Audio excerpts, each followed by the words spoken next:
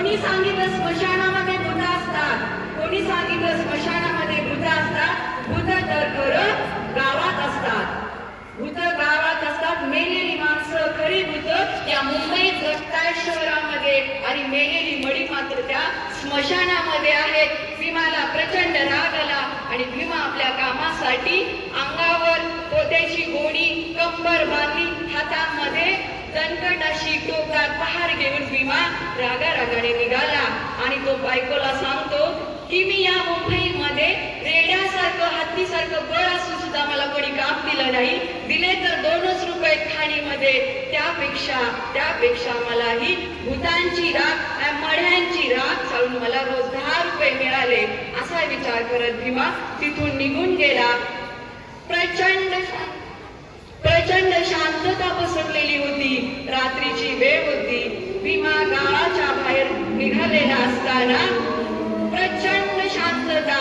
मध्ये एखाद्या कोल्ह्याचा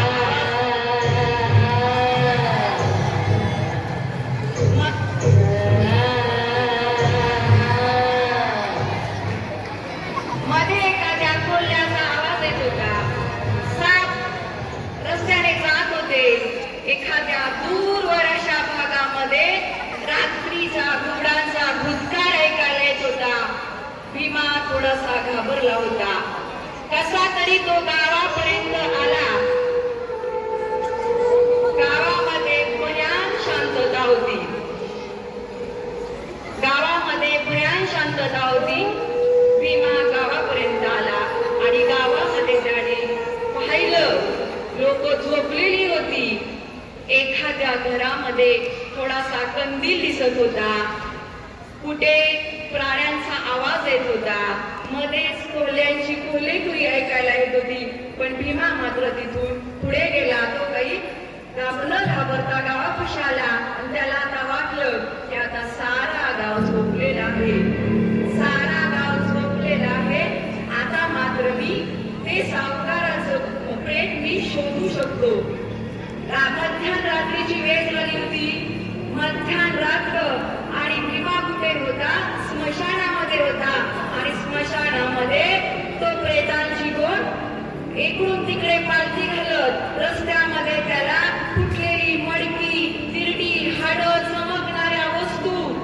आज त्याला असं वाटत होतं की जणू काही खरं भूतच आपल्याला दिसणार आहे. एरवी प्रेताची राख चाळून सोडून काढणारा भीमा आज मात्र घाबरला होता. एका मागून एक निघून पालथी करत तो सावकाराचं प्रेत शोधत होता. आणि अचानक त्याला असा आवाज आला. रात्रीची वेळ होती, मध्यान, आणि अचानक त्याला असा आवाज आला. हात पायांचा आवाज आला. कोणतरी माती उकरत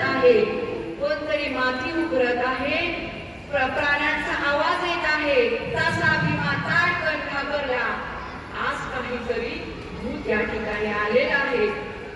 भीमा खूप घाबरला. जागेवर मटकन बसला.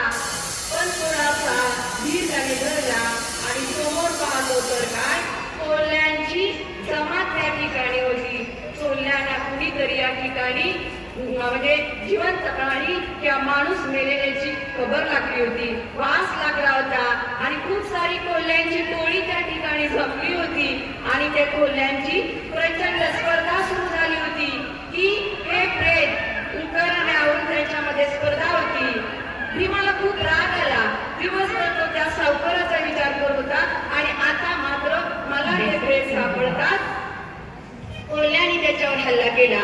भीमा पटकन त्या गोणीवर गेला प्रेताच्या सावकाराच्या. तसा त्या कोल्ह्यांना प्रचंड राग आला. कोल्ह्याने त्याच्यावर हल्ला करण्याचा प्रयत्न केला.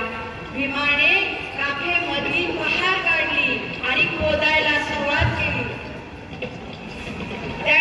भीमाने पहार काढली आणि खोदायला सुरुवात केली. तसा कोल्ह्याने त्याच्यावर हल्ला केला. कोल्ह्याने हल्ला करताच भीमाने तेवढ्याच दिशाने त्या कोल्ह्यावर हल्ला प्रतिकार केला. आणि एक कोल्हा तर भीमावर प्रचंड चौकाळून आला. त्याच्या हाताचे लचके काढत होता आणि भीमा आई ग म्हणून ओरडत होता.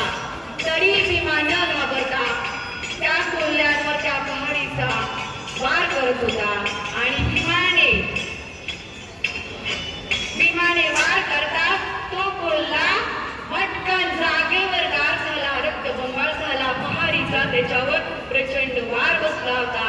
आणि मग शेजारी त्याचे जे सगळे कोल्हे होते ते सर्व कोल्हे त्या भीमावर तुटून पडले. जणू काही या सगळीकडे घडणार शांतता, गाव सगळं स्तब्ध, सृष्टी निद्रा घेत होती. आणि अशा अवस्थेमध्ये भीमा आणि या कोल्ह्यांमध्ये भीषण युद्ध सुरू झालं होतं. आणि युद्धाचं कारण काय होतं? युद्धाचं कारण होतं की पोटाचा प्रश्न. कोल्ह्यालाही ते प्रेम हवं होतं आणि याला सोनं हवं होतं. आणि या दोघांमध्ये ते वाद सुरू झाला होता. कोल्हा आणि भीमा यांच्यामध्ये प्रचंड युद्ध सुरू झालं. कोल्ही